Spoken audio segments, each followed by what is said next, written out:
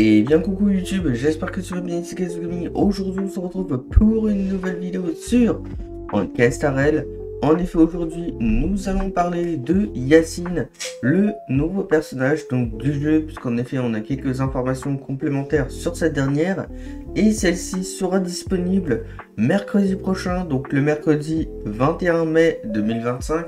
Évidemment, il y aura une session d'invocation et le soir, donc si j'ai de la chance et que j'arrive à bien dropper le personnage, on la testera en live sur Twitch. Dans cette vidéo, il va s'agir, comme d'habitude, de notre petite vidéo habituelle analyse du personnage. Est-ce qu'elle est intéressante ou pas à aller chercher? Donc, avant de commencer cette vidéo, n'hésite pas à la liker si tu apprécies ce concept, à t'abonner à la chaîne, activer la cloche de notification pour ne pas louper des prochaines vidéos sur la chaîne.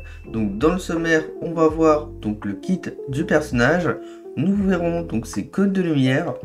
On verra donc ses potentiels Eidolon. Donc on verra les reliques, les ornements, les teams, les avantages et les inconvénients. Faut-il invoquer le personnage? Et après donc ce sera la conclusion.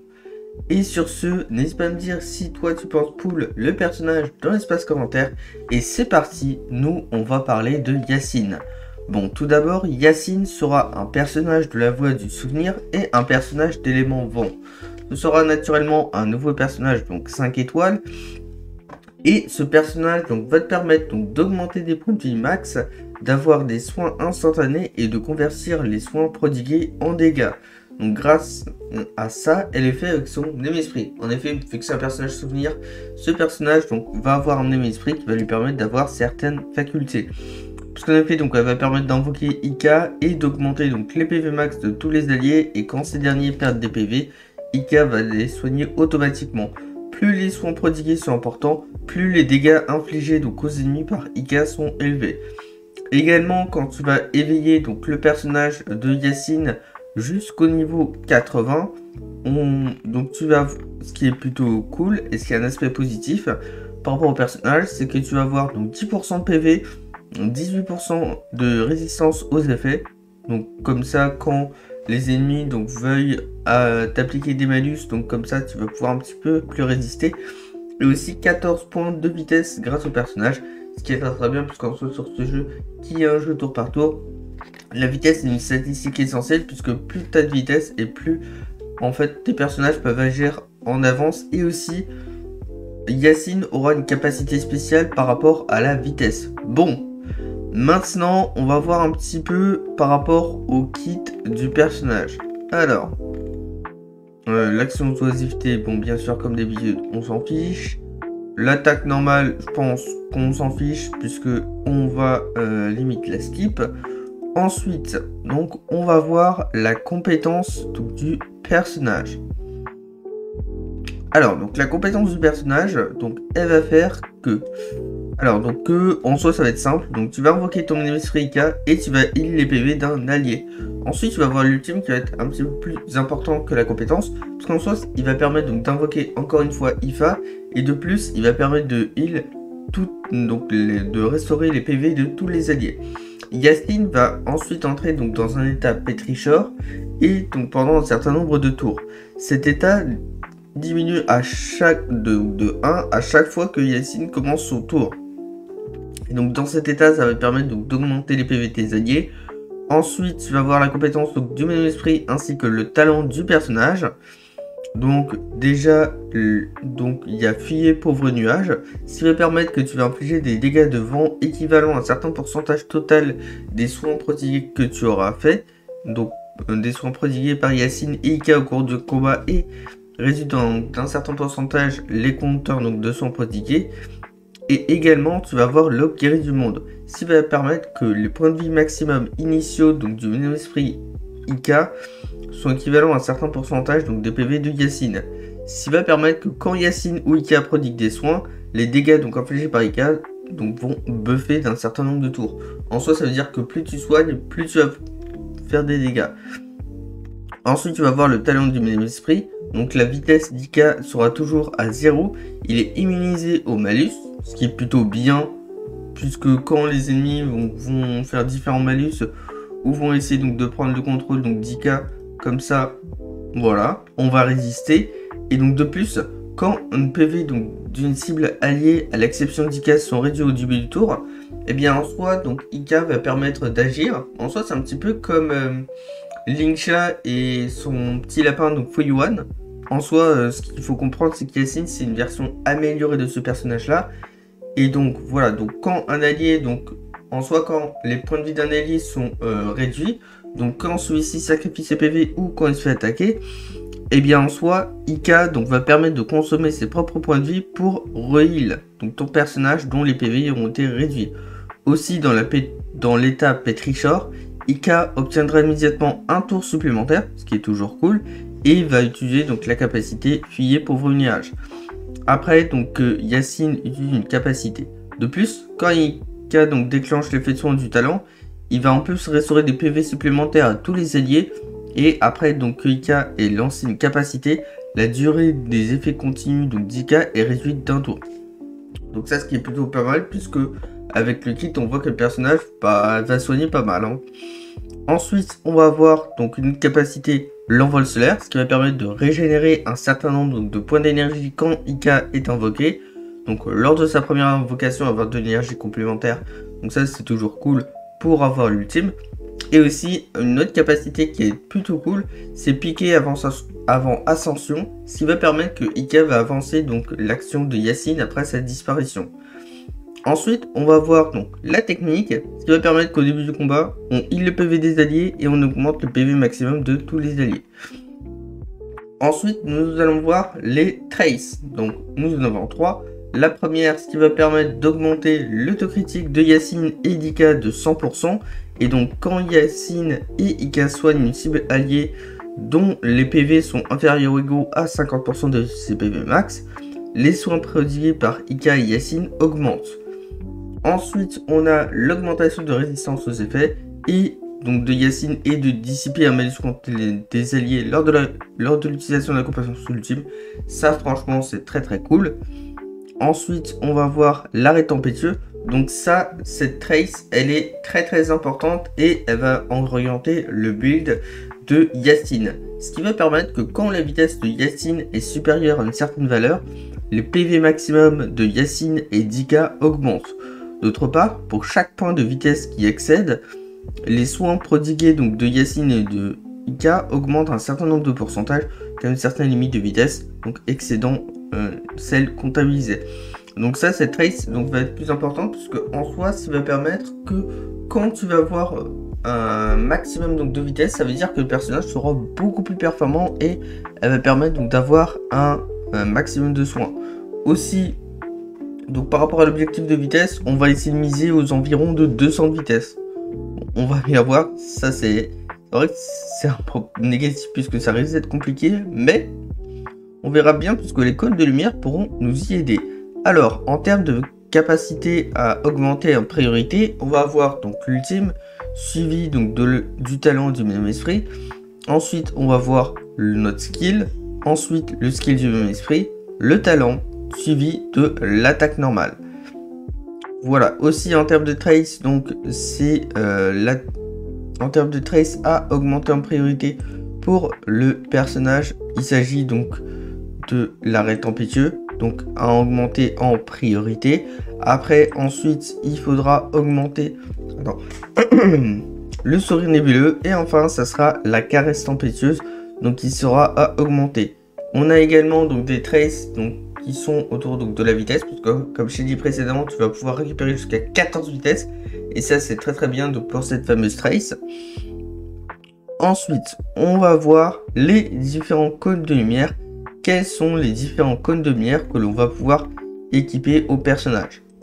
Bon, déjà, ça c'est logique. On va avoir le cône de lumière signature du personnage. Bon, n'hésite pas à me dire en commentaire si tu vas l'invoquer. Moi, personnellement, je vais totalement l'invoquer. Il s'agit donc de Éternel, soit les arcs-en-ciel. Il s'agit du cône de lumière signature, puisque déjà, un premier effet qui va permettre d'augmenter les vitesses de 18% du porteur. Ça, franchement, c'est toujours très très cool pour le personnage, puisque comme ça, pour cette fameuse trace, tu vas avoir un maximum de vitesse. En plus, donc, quand un le porteur utilise une attaque normale, une compétence ou un ultime, c'est ce qu'on va faire. On va consommer 1% de PV actuel de tous les alliés. Et donc de plus, lors de la prochaine attaque, le mnémesprit donc du porteur va infliger aux cibles donc attaquer une instance de dégâts supplémentaires de son type équivalent à 250% des points consommés. Donc le total des PV consommés est ensuite réinitialisé. Donc quand le mnémesprit du porteur utilise sa compétence, cela va augmenter les dégâts subis par tous les ennemis de 18% pendant 2 tours et ces effets au même type ne peut pas se mentionner. Bon, en soi, ce code de lumière il est très bien, puisque grâce à ce code de lumière là, ça va permettre donc déjà d'avoir un maximum de vitesse sur le personnage donc de Yacine, et en plus ça va permettre donc de buff les dégâts que tu vas faire. Mais donc elle sera donc dans la même bannière, dans la bannière de code de lumière en même temps que Yacine, donc ce mercredi prochain. Mais ce n'est pas le code de lumière que tu peux le seul code de lumière que tu peux mettre comme d'habitude. Cette fois-ci, on a un autre code de lumière 5 étoiles qui est free to play. Il s'agit donc du rideau de la mémoire, pardon, donc de tombe jamais. Il s'agit d'un code de lumière que tu peux avoir via la boutique de Herta, donc c'est en faisant tes runs de l'univers simulé. Et on va voir son effet au niveau 80 et en superposition 5. Donc en superposition 5, il va permettre d'avoir 12% de vitesse du porteur. Bon, évidemment, il est un petit peu moins bon puisque avec le code de lumière, tu vas avoir beaucoup plus de vitesse. Et donc de plus, les dégâts infligés par tous les alliés augmentent de 16% pendant 3 tours. Voilà. Ensuite, tu as évidemment d'autres. Après, tu as Transpire, tu pleureras moins. Donc ce cône de lumière là, il s'agit d'un cône de lumière 4 étoiles qu'on peut avoir via le Battle Pass, donc la partie payante, ce qui va permettre d'augmenter de 12% le TC du porteur. Et quand le mnémesprit et le porteur sont sur le champ de bataille, les dégâts infligés par le porteur et le mnémesprit augmentent de 24%. Donc let's go. Même si on s'en fiche un petit peu des stats taux critiques sur le personnage. On a aussi éventuellement le cône de lumière signature lumière là. Aussi, donc tu as également une option donc, de cône de lumière 3 étoiles qui peut être bien. Donc le cône de lumière brûle-ombre. Mais évidemment, c'est en cas de dernier recours. Puisqu'en effet, en superposition 5, ça va permettre que quand tu vas invoquer ton mnémesprit, tu vas permettre de récupérer un point de compétence et de régénérer 20 points d'énergie. Bon, ça c'est plutôt cool puisque en fait sur ce jeu, à chaque fois que tu vas faire des compétences, ça va en dépenser 1. Donc ça va permettre que ton personnage soit SP positif. Donc il va pouvoir récupérer beaucoup plus de points de compétences qu'il en dépense. Donc ça c'est cool. Ensuite, c'est tout donc concernant les codes de lumière. Donc ensuite on va voir donc les reliques et les ornements équipés pour le personnage. Évidemment, en termes donc de reliques, quand cette vidéo sera disponible, j'ai déjà fait ma vidéo analyse sur le set de reliques de la version donc 3.3. N'hésitez pas à la checker sur la fiche i en haut à droite de cette vidéo. Et donc on va voir les différentes reliques. On va voir le nouveau set de reliques de la version 3.3. Donc qui va être disponible. Donc il s'agit donc du set donc gardien du soleil. Alors donc on va voir ce que va faire donc ce set là. Hop. Alors. Donc voilà, donc guerrier donc de déesse du soleil et du tonnerre. En 2 pièces qui va permettre d'augmenter de 6% donc la vitesse complémentaire. Donc il faut savoir que c'est le meilleur set à mettre sur le personnage. Parce que déjà on a un premier effet donc de 6% de vitesse complémentaire sur le personnage qui est vraiment très fort. Et encore une fois, on va avoir un maximum de vitesse pour le personnage pour avoir un maximum de soins. Et en 4 pièces, en soi, c'est que quand le porteur et le mnémesprit soignent donc des cibles, en dehors donc d'eux-mêmes, ils vont avoir donc un effet, donc Gentle Rain, ce qui va permettre qu'ils peuvent pouvoir être déclenchables une fois par tour. Et durant 2 tours, quand le porteur a cet effet, en soi, tu vas pouvoir augmenter de 6% ses vitesses, donc leur vitesse, donc 12% de vitesse complémentaire grâce à ce set, ce qui est vraiment très puissant. Et en plus, les alliés vont avoir 15% de dégâts critiques, ce qui est extrêmement fort. Ensuite, en termes, donc c'est ça l'essai de reliques. Aussi, par rapport à Yacine, les statistiques sont facilement obtenables. Parce qu'en soit, en termes de statistiques, il faut un maximum de vitesse, de PV pourcentage, ainsi qu'éventuellement des dégâts critiques concernant le personnage. Donc c'est assez facilement obtenable. En termes donc de torse, il faudra une torse soit augmentation de bonus de soins, soit PV pourcentage ou soit dégâts critiques, des bottes vitesse comme d'habitude, ainsi qu'une corde PV pourcentage, qu'une orbe PV pourcentage pardon, et qu'une corde recharge d'énergie. Ensuite, en termes de reliques, on a aussi éventuellement d'autres options, mais c'est un petit peu moins fort. On a donc l'option qui va te permettre donc d'avoir de la vitesse. Donc il s'agit de le messager du 4 pièces, messager du Hacker Space. En effet, donc ce 4 pièces là donc va te permettre en 2 pièces donc d'avoir 6% de vitesse, et en plus en 4 pièces, quand le porteur utilise un ultime sur un allié, la vitesse de tous les alliés augmente de 12%, ce qui est aussi très très fort. Ensuite, hop, on va utiliser donc le 4 pièces, donc vagabond de fume nuage. Bon, ça c'est le 4 pièces un petit peu classique pour tous les personnages, donc healer, parce qu'en 2 pièces ça va permettre d'augmenter de 10% tes soins prodigués, et en 4 pièces de récupérer un point de compétence jusqu'au début du combat. Et après, donc tu vas voir le 2 pièces 6% de vitesse avec messager du Hacker Space, et le 2 pièces donc 6% de vitesse avec le set supplice du prêtre. Bon, si jamais t'arrives pas trop à avoir les bonnes substats, les main stats et les bonnes substats, bon, ce qui est assez facilement obtenable, ben en soi, donc ce serait bien donc de faire le mix, donc de 2 pièces supplice du prêtre, 2 pièces messager du Hacker Space, 2 pièces vagabond full nuage et 2 pièces disciple le longévive pour avoir beaucoup de PV. Ensuite, en termes d'ornement, on en a déjà un qui est disponible. Donc il s'agit donc de l'ornement donc par rapport à l'arbre. Alors donc il s'agit de l'ornement l'arbre géant des réflexions profondes, qui va permettre en 2 pièces d'augmenter ta vitesse de 6%, et de plus quand la vitesse du porteur est de 135, 180 ou plus, les soins prodigués par le porteur de l'esprit augmentent de 12 ou 20%. Donc ça c'est très très bien, puisque tu vas avoir beaucoup plus de soins grâce à celui-ci. Donc tu as ce set là. Ensuite, en termes d'autres sets, donc tu as le set flotte éternelle, mais éventuellement c'est moins puissant que le dernier set, puisqu'on a vu que le dernier set c'est vraiment quasi le set best slot à mettre sur le personnage. Mais flotte de l'éternel permettra d'augmenter de 12% la vitesse et de 12% de TPV, et quand ta vitesse est supérieure ou égale à 120, cela va buff de 8% l'attaque de tous tes alliés, ce qui est vraiment très fort. Ensuite, tu as aussi l'autre set, donc Penacony, qui peut encore une fois donc potentiellement être bien sur le personnage. Donc Penacony Terre des Rêves, qui va permettre d'augmenter de 5% le taux de recharge d'énergie et augmentation des dégâts des alliés du même type que le porteur de 10%. Bon, après, ce qui va être bien, c'est que on a le premier effet de 5% de recharge, mais après l'autre effet, on s'en fiche, puisqu'en soi, les dégâts des mêmes alliés, ça va être situationnel. L'autre effet, c'est à la rigueur quand il y a Blade, mais on va pas seulement l'activer. Et aussi un autre 2 pièces qui est assez classique, le Classico qui brisait, ce qui va permettre d'augmenter de 10% ta reste aux effets, et quand celle-ci est supérieure ou égale à 30%, les dégâts critiques de tous les alliés augmentent de 10%. Bon, ce set d'ornement un petit peu un set passe partout.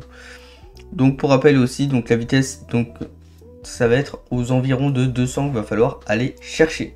Sinon, on va voir la potentiel des Eidolon pour Yacine. Bon, Yacine fonctionne très très bien en Eidolon 0. Elle est très très forte. Donc elle sera très très forte. Pardon, elle sera très très forte et elle fonctionnera très très bien. Mais, donc ces Eidolon c'est purement informatif. On a la main, donc ce qui va permettre que quand Yacine donc, sera dans la posture Petrio, ben, en soi ça va permettre d'augmenter de toutes les cibles de 50% le PV max. C'est vraiment très très fort. Et en plus, après chaque attaque, tu vas pouvoir récupérer donc 8% donc des PV maximum après avoir utilisé une attaque donc, de Yacine. Ça aussi éventuellement c'est très très fort. On a aussi la V2 du personnage qui va permettre que quand les points de vie d'un allié diminuent, sa vitesse augmente de 30%. Donc comme ça il va pouvoir agir plus rapidement. Let's go, c'est très très cool. Après c'est que quand l'effet donc de arrêt tempétueux est amélioré, pour chaque 1 de vitesse qui le dépasse, tu vas augmenter de 12% les taux critiques donc de Yacine et du petit Tika pour faire beaucoup plus de dégâts. Et ensuite là aussi, c'est quand le petit Tika donc utilise son skill de même esprit et donc va permettre donc de changer donc tes points de vie donc au dégâts donc de 12%, et qu'il est sur le terrain, tu vas augmenter la pénétration de résistance de toutes les cibles de 20% pour faire davantage de dégâts. Ça, ce qui est éventuellement très fort. Voilà, ensuite nous allons voir les différentes options de team et on va discuter un petit peu par rapport à celle-ci. On va voir la première team, donc avec Castoris, le Pionnier Souvenir, Tribi et Yacine. Ce qui est vraiment très fort puisque Castoris, bon, déjà sans Yacine, elle fait énormément de dégâts. Mais en plus, Yacine, elle va pouvoir apporter des dégâts complémentaires à Castoris. Aussi, donc on va avoir Tribi qui va avoir une augmentation donc, de pénétration de la résistance qui est très fort. On va faire des dégâts complémentaires avec le MC, donc avec le Pionnier Souvenir, ce qui va être très bien avec sa mécanique de dégâts réels. Ensuite, en seconde option de team, on va voir donc Castoris, Mayday, Tribi et Yacine. Donc le combo Tribi, Mayday, le combo Mayday, Castoris plutôt, donc est extrêmement fort puisqu'en effet donc quand tu vas apporter donc Mayday dans la même type que Castoris, grâce à son skill en soi, Castoris ça va sacrifier les PV de Mayday. Mayday va pouvoir regagner des charges et faire pas mal de dégâts, et en plus aura beaucoup plus de dégâts avec Yacine.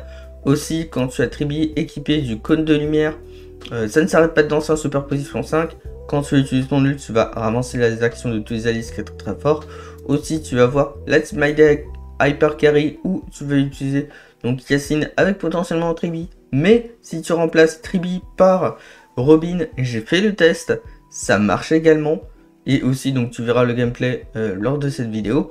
Ensuite, donc Sunday est très fort parce qu'il va permettre de renforcer l'action de Mayday et aussi d'augmenter sa recharge et aussi de buffer ses dégâts en fonction des dégâts critiques de Mayday. Ensuite, on va voir aussi une team avec Blade. Donc là, la team avec Blade, donc elle peut marcher avec le 7 Penacony. Donc tu peux mettre le 7 Penacony. Ce qui est très fort, c'est que Blade en soi, il va vouloir on veut qu'il se fasse souvent donc attaquer assez régulièrement. Mais aussi la synergie avec Yacine, elle va pas se faire sentir actuellement. Donc pour l'instant, ça va plus être lors de la prochaine mise à jour. Donc lors de la version 2.4 ou 3.4 où ça va beaucoup se faire sentir. Parce qu'en soi, donc Blade en version 3.4, tout comme ajustement qu'il va y avoir. Parce qu'en effet, il va se faire buffer. Mais en soi, celui-ci, donc il va être uniquement donc en fonction donc, des PV pourcentage, il va se faire beaucoup plus attaquer. Donc cette team sera beaucoup plus forte. Ensuite, donc la team Mayday avec le Pionnier Souvenir et Sunday, ce qui peut éventuellement marcher, mais c'est moins fort qu'avec Tribi, parce qu'en soit tu auras beaucoup plus de dégâts réels avec Sunday, avec Mayday et avec Sunday, donc tu vas pouvoir avancer l'action. Aussi, tu as éventuellement une team avec Tribi, Robin et Yunli, où Yunli va vouloir se faire attaquer pour faire ses dégâts de contre, ce qui va pouvoir être très fort. Ensuite, une team avec Blade et Jade, donc où Jade va pouvoir sacrifier les PV de Blade et avoir donc des charges en fonction du nombre de fois que Blade attaque pour faire beaucoup plus de dégâts. Et aussi après que tu aies utilisé l'ult de tes alliés, tu vas avoir Tribi qui va pouvoir faire ses attaques de suivi. Et en termes de dernière team, voilà, une team un petit peu fun avec le Pionnier Souvenir, Tribi, Sunday et Yacine. Bon, ça va pas tellement faire des dégâts. Ensuite, on va voir les avantages et les inconvénients du personnage de Yacine. Alors, premier avantage, elle va être shoot. Mais sinon, mis à part ça, donc par rapport au personnage, comme on a pu constater, elle peut avoir donc des options assez free to play. Donc par rapport à son build, donc par rapport à ses cônes, donc par rapport à son build. Aussi, donc par rapport à ses reliques. On va pas se mentir, enfin, ces statistiques, et généralement, ce sont des statistiques qui sont plutôt assez obtenables, enfin plutôt facilement. Et aussi c'est un personnage donc soigneur, ce qui est très bien, puisqu'en soi les personnages soigneurs ce sont des personnages qui sont plutôt flexibles et qui peuvent intégrer davantage donc de composition de ton équipe. Et franchement ça c'est très cool. Aussi c'est un personnage donc qui va être extrêmement fort, puisqu'elle va permettre d'augmenter ses soins et les convertir en dégâts. Aussi donc pendant la bêta, c'est un personnage qui a été extrêmement puissante et qui dominait clairement la bêta. Et après on va voir une fois que le personnage sera sorti. Ensuite on va voir les inconvénients de cette dernière. Bon, alors concernant les inconvénients, ça va être les mêmes inconvénients que Mayday ainsi que Castoris. C'est qu'en soit le personnage, il est conseillé d'avoir son cône de lumière signature. Et ça c'est un petit peu usant, puisque déjà faut invoquer le personnage plus son cône de lumière signature. Et plus après, il va falloir se préparer pour la 3.4. pour l'arrivée de la Call of Fate et pour les invocations de Saber, parce qu'en soi ça va être compliqué vu que Cyber elle aura une bannière différente. Donc moi je dirais le gros inconvénient c'est son code de lumière signature qu'il faut obligatoirement invoquer pour avoir la meilleure Yacine donc possible. Et le second inconvénient aussi c'est la vitesse, puisqu'en soi sur les sets de reliques quand tu vas les avoir, tu n'auras pas forcément donc de vitesse. Aussi on a un petit peu de la chance que les sets de reliques nous donnent 6% de vitesse complémentaire. Enfin son meilleur set de reliques nous donne 12%. Mais bon ça aussi je pense que c'est également un gros inconvénient. Voilà les gros inconvénients, le code de lumière signature et les statistiques de vitesse, il faut en avoir environ 200 puisque ça va être plutôt compliqué. Après on verra. Et voilà. Alors ensuite, est-ce qu'il faut invoquer ce personnage? Alors moi je te dirais 100% oui, qu'il faut invoquer évidemment ce personnage là. Parce qu'en effet Yacine, donc en effet sur le contenu de en Castaré qui est un contenu donc tour par tour, tu es obligé d'avoir un healer. Et en plus ça c'est très bien, vu que tu vas voir un healer de type soigneur, il va en même temps donc te soigner et assurer la survie de ton équipe. Et en plus tu vas avoir un personnage qui va faire des dégâts, donc ça je pense que ça va être très satisfaisant. Donc après à tester aussi ce que je te dis c'est par rapport donc théorique, mais il manque évidemment la partie pratique et on découvrira ça quand le personnage sera disponible. Mais je pense qu'elle aura franchement de très grandes performances sur cette dernière. Et voilà. J'espère en tout cas que cette vidéo t'aura plu. N'hésite pas à me dire si tu vas pull le personnage dans l'espace commentaire, à t'abonner, mettre un like et activer la cloche de notification. Et nous, on se retrouve pour de prochaines vidéos. Allez, bye YouTube!